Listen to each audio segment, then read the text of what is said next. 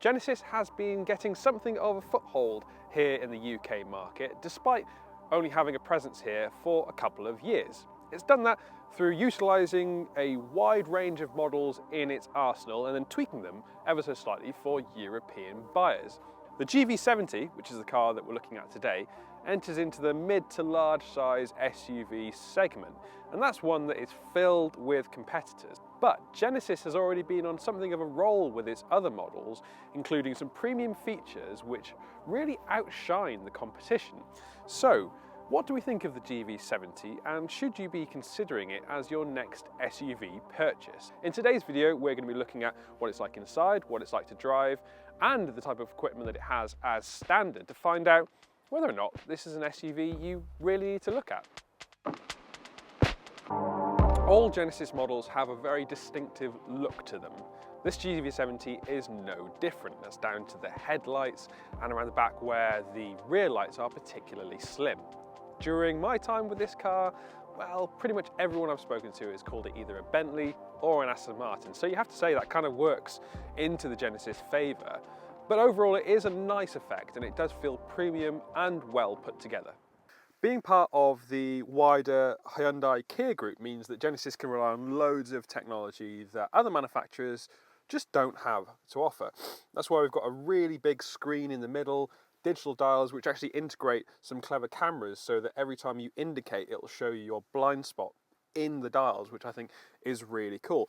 But it's all tied together with a really good sense of build quality. Everything is nice and solid and everything feels good to the touch. It's quite remarkable for a new brand actually that it can instantly come in and put to shame quite a lot of established companies that are already present in the UK. These seats, for instance, are really comfortable and I like the diamond effect stitching on them. And we've even got sway materials up here which not only makes it feel good but deadens the sound to make the whole cabin quieter.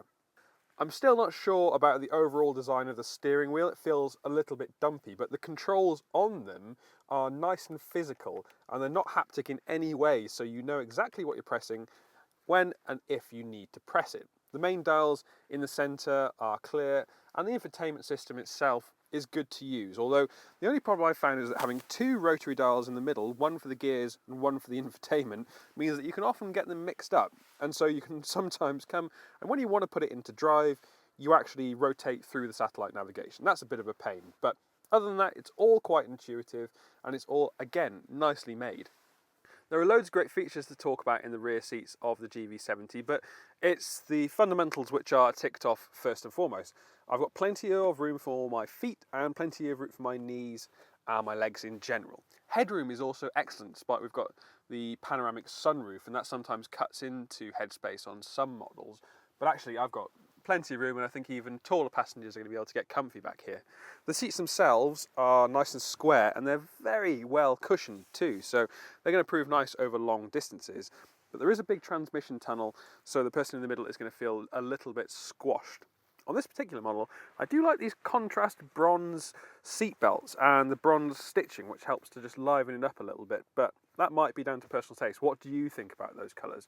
Let us know in the comments section below. We've also got independent controls for the rear seat heating, we've got heated seats, and we've also got two USB charging ports and a further 220-volt one, which is currently down to a 2-pin, so you'd have to put an adapter on that in order to change it to a 3-pin.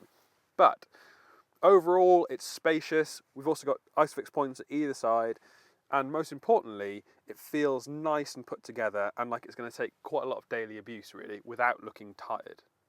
Access to the GV70's boot might not be where you expect it. It's not down here, it's not somewhere on the badge, it's actually integrated into the wiper, but press it and via the powered tailgate you'll get access to 540 litres of boot space via this nice low and flat floor.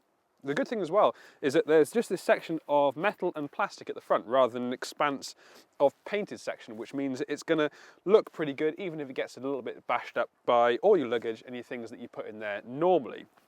We've got some nice storage areas at the side. There's a netted area over here, and there's also a 12-volt socket for charging up your devices when you're on the move. It's not an overly large boot, and certainly there's no extra space to be found under there apart from some maybe loose items, but it's only going to be small bits and pieces you can put there. but it's very usable, and I like the fact that it's nice and square, and you can of course lower the seats down and expand that boot space further. Despite its quite futuristic exterior styling, the GV70 has a relatively traditional setup underneath. We've got a 2.5 litre turbocharged petrol engine which produces just shy of 300 brake horsepower, which is actually quite a lot. Now, of course, the only downside to having an engine like this in a car as big as this is efficiency isn't the best. I've been driving this car for quite a while now through a mixed type of driving. You have to excuse the lane departure control, which does have a tendency to go off quite a lot. And I've been getting just over 28 mpg. So as well as being quite a traditional setup, you're getting quite traditional mpg results as well. And I think that's one of the downsides to this car, is it just doesn't feel efficient enough. However, the other areas are good. The steering has some nice weight to it. The ride is good and manages to dial out a lot of the worst bits of the road surface. My visibility isn't too bad, although the rear screen is a little bit small. And I don't feel too large or too close to the sides of the lines either. So all in all, it's feeling like quite a good package from behind the wheel.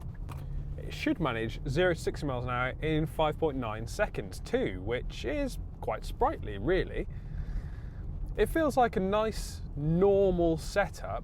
I just think that fuel economy is going to be a little bit of a barrier, and if you do a lot of town driving, then that's going to fall down quite considerably.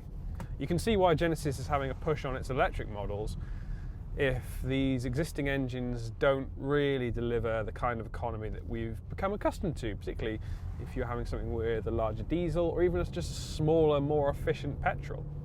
Even though Genesis might be quite a newcomer to the market in the UK, I think it has quite a strong proposition on its hands with the GV70. It's really nicely finished inside, it has loads of good features, and it's practical and spacious too. You also get great backing from Kia and Hyundai, which have a great reputation for reliability, so I don't think you're going to have any mechanical concerns with the GV70.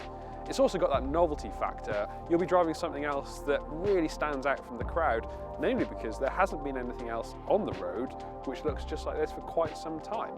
In short, it's got all the features you want from a premium SUV, with an added bit of sparkle that comes from being something slightly different, and that's why I would be checking it out if you are in the market for a new model. Thank you for watching this Motors new car review on the Genesis GV70. Now, if you have enjoyed this video, leave us a like below and let us know in the comments section what you think of the GV70. Could you go for this newcomer to the market, or would you be opting instead for one of the more established players? And since you're here, please remember to subscribe to the Motors YouTube channel, and if you hit that bell icon, you'll get a notification directly to your inbox each time we upload a new video.